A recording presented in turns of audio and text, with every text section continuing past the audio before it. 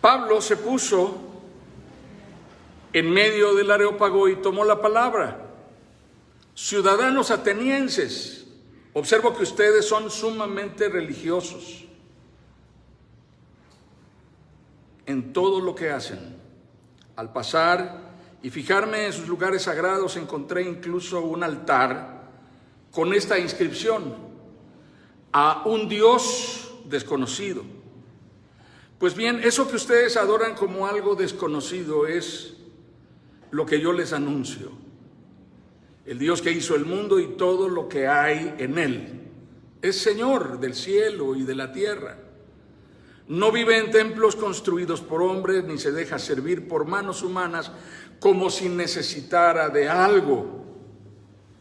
Por el contrario, Él es quien da a todos la vida, el aliento y todas las cosas. De un solo hombre hizo todas las naciones para que habitaran toda la tierra y determinó los periodos de su historia y las fronteras de sus territorios. Esto lo hizo Dios para que todos lo busquen y, aunque sea a tientas, lo encuentren.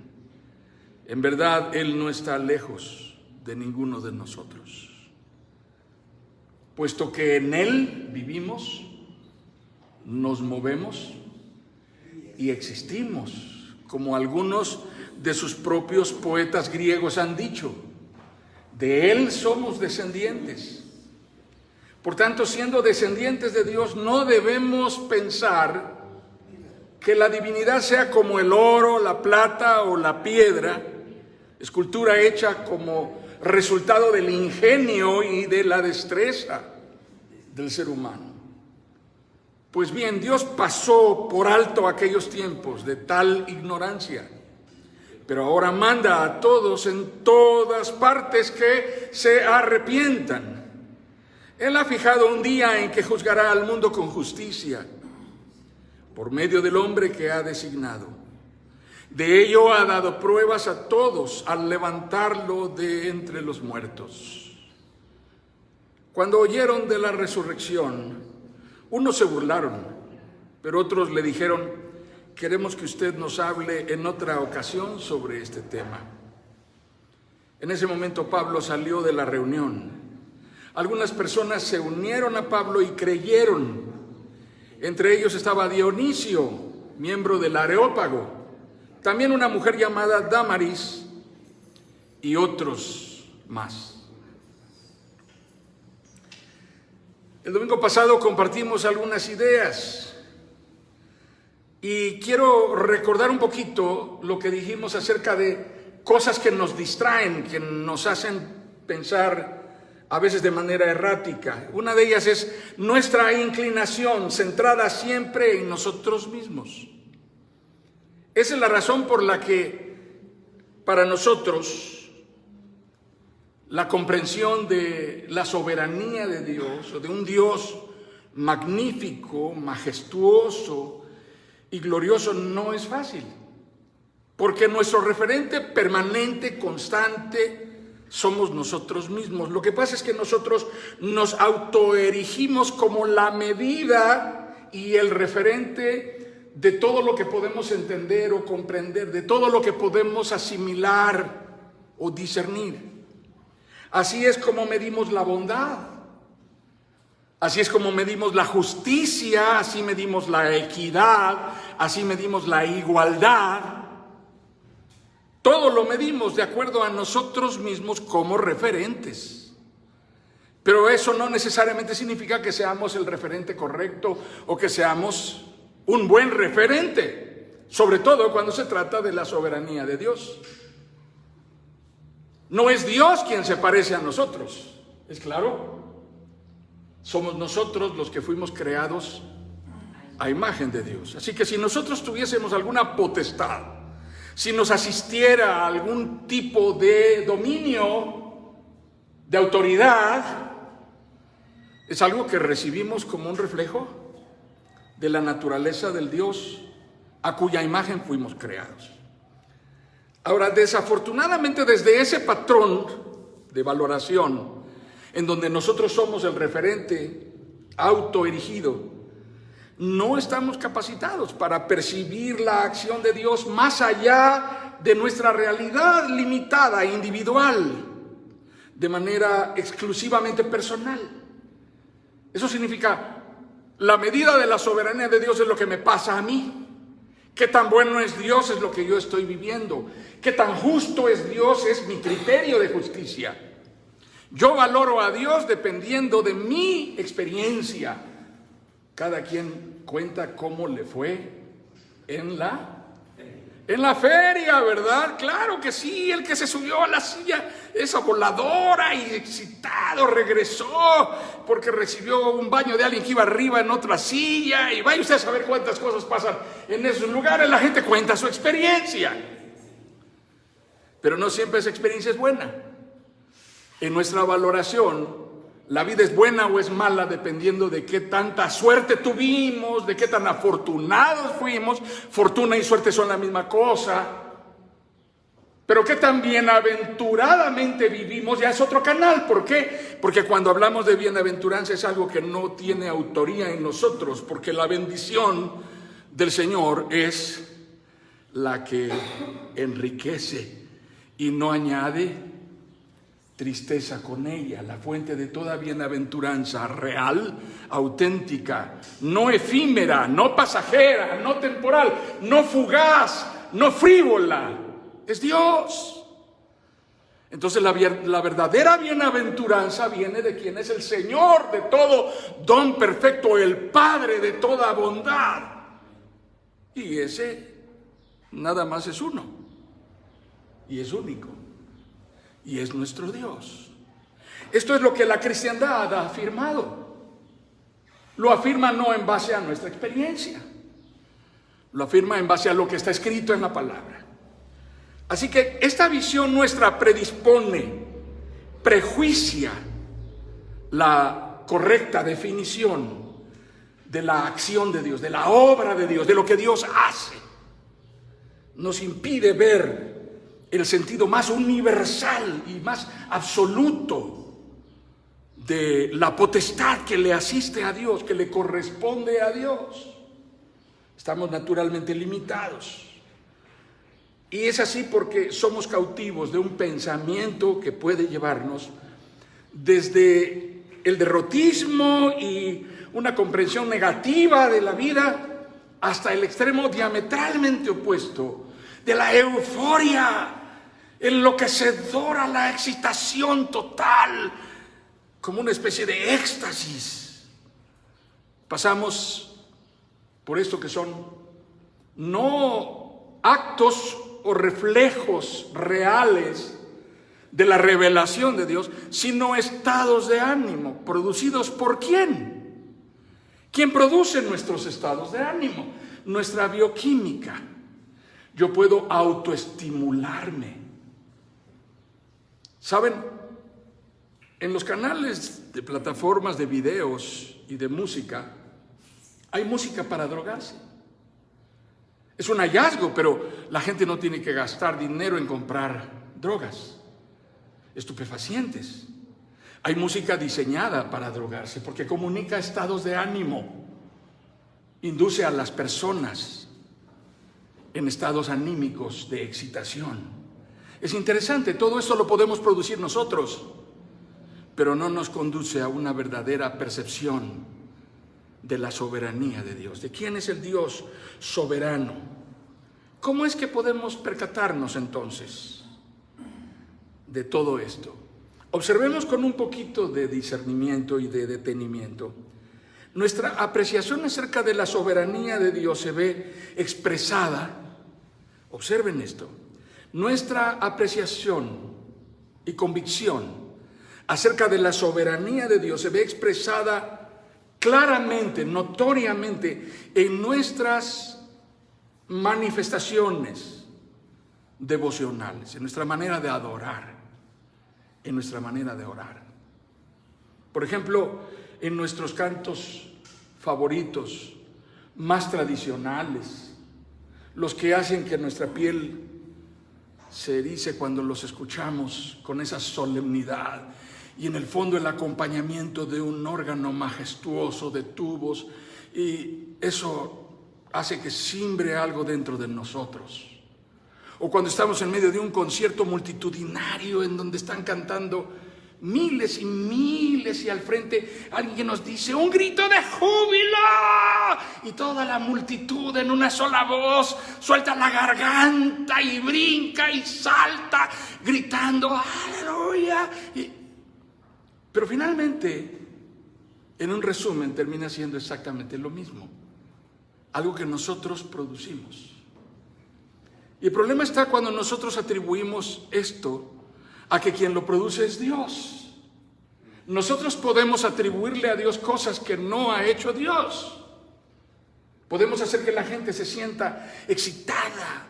Podemos provocar estados de ánimo. Podemos hacer pensar a las personas que lo que está sucediendo es algo que Dios hizo. Pero no podemos atribuirlo de manera arbitraria. Tenemos que juzgarlo todo. ¿Y cuál es el filtro que nos permite juzgarlo todo? ¿De qué manera podemos filtrar las cosas para saber qué es lo que verdaderamente viene de Dios y qué es lo que no viene de Dios? Es su palabra, hermanos. La palabra nos da certidumbre. La palabra nos da veracidad. Oramos y cantamos conforme a lo que creemos acerca de Dios. Nuestra expresión espontánea es respecto a aquello de lo que estamos convencidos interiormente, respecto al carácter. Es decir, respecto a la forma de ser de Dios. Eso es lo que cantamos, ¿no es así? ¿No es eso lo que nos llena de aliento cuando damos testimonio a través de la alabanza? Que Dios es así. Pero eso proviene de la palabra. Lo hemos leído en ella. Cantamos lo que aprendimos en la revelación de Dios.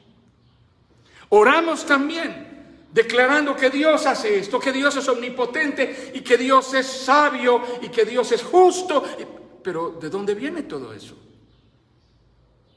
Viene de la palabra.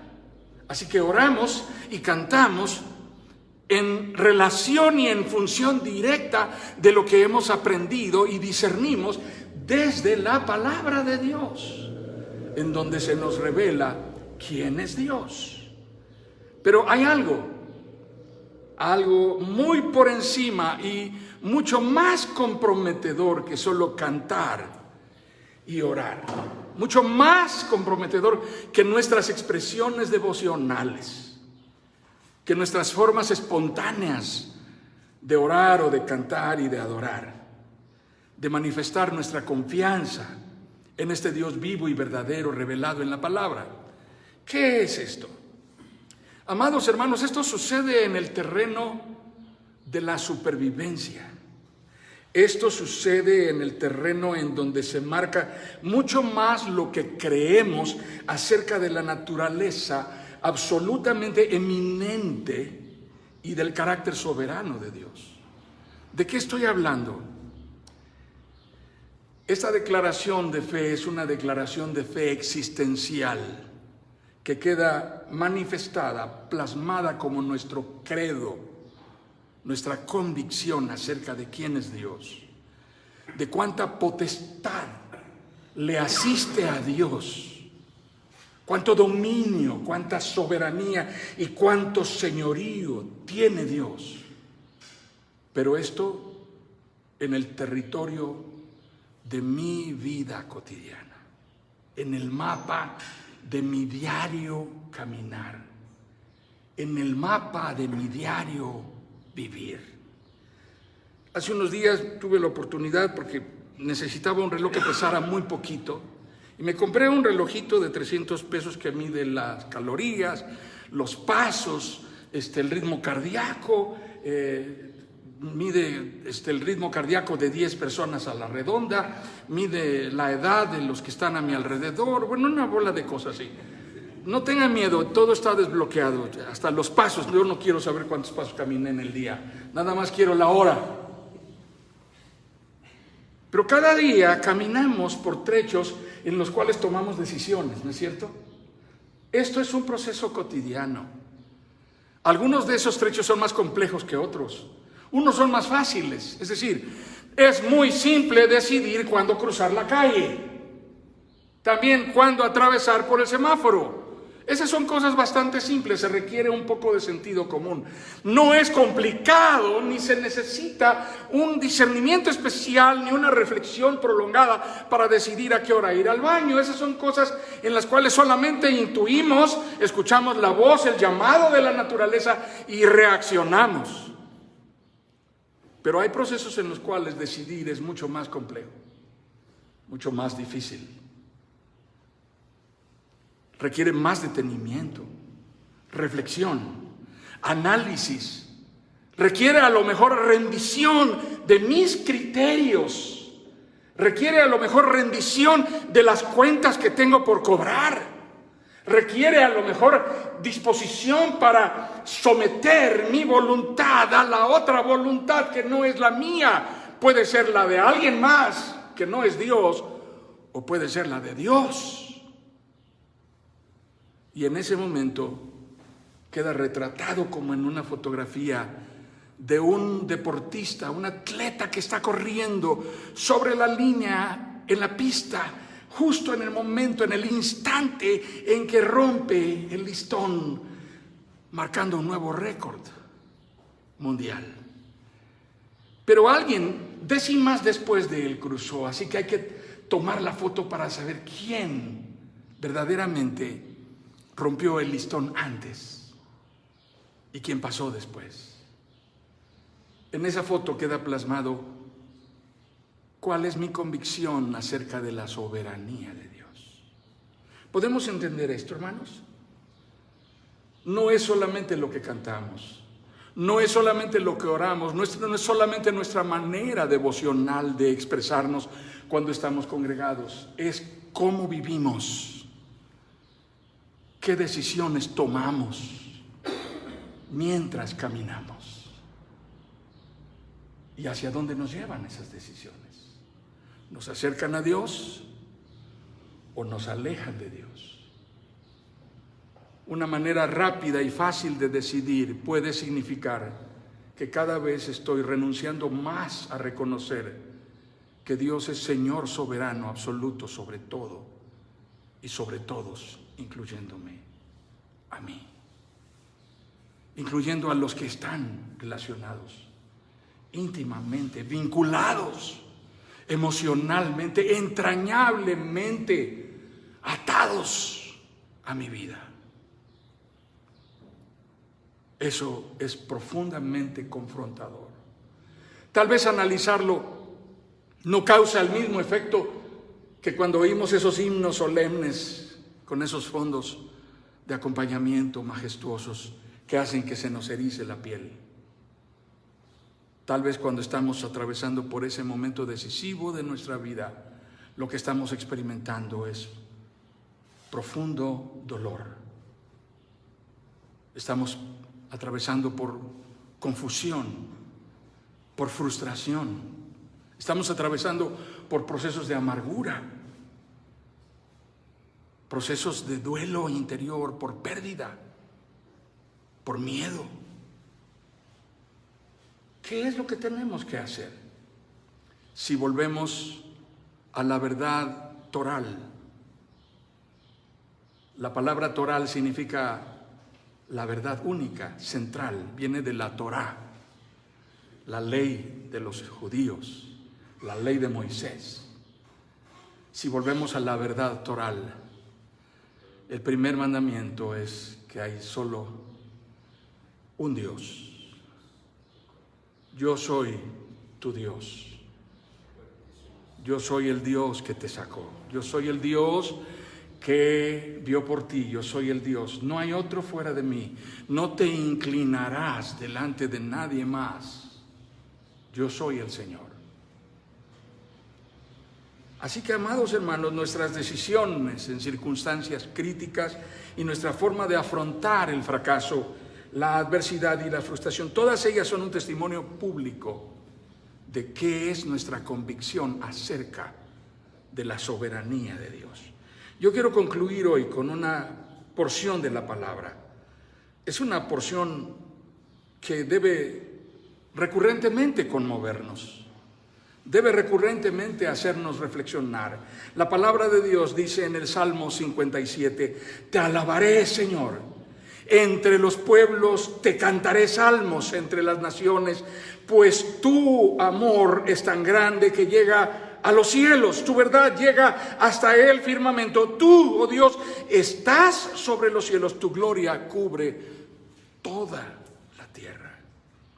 No pareciera que en esto hay una referencia tan personal, cuando habla de una gloria de Dios tan superior, tan inmensa, tan maravillosa. Pero el Salmo 24 dice, del Señor es la tierra y todo cuanto hay en ella, el mundo y cuantos lo habitan, porque Él la firmó sobre los mares, la estableció sobre los ríos. Salmos 24, 1 y 2. Y quiero leer una porción más de un hombre que enloqueció en medio de su abrumador poder, en la inmensidad de su majestad, de la opulencia y de la gloria. Se volvió loco al grado de salir a pastar con los animales. El reino fue quitado de él por esta causa. El hombre más poderoso, el Señor de la potencia más grande del mundo en su tiempo, declaró esto. Estoy leyendo Daniel capítulo 4. Pasado ese tiempo, yo, Nabucodonosor, elevé los ojos al cielo y recobré el juicio. Entonces alabé al Altísimo, honré y glorifiqué al que vive para siempre. Su dominio es eterno, su reino permanece para siempre. Su dominio es eterno, su reino permanece para siempre. Ninguno de los pueblos de la tierra merece ser tomado en cuenta. Dios hace lo que quiere con los poderes celestiales y con los pueblos de la tierra. No hay quien se oponga a su poder, ni quien le pida cuentas de sus actos. Recobré el juicio y al momento me fueron devueltos la honra, el esplendor y la gloria de mi reino. Mis consejeros y cortesanos vinieron a buscarme y me fue devuelto el trono. Llegué a ser más poderoso que antes. Por eso yo, Nabucodonosor, el rey loco, que vivió el desvarío y volvió a la razón cuando miró al cielo, alabo, exalto y glorifico al Rey del cielo, porque siempre procede con rectitud y justicia y es capaz de humillar a los soberbios. Amén.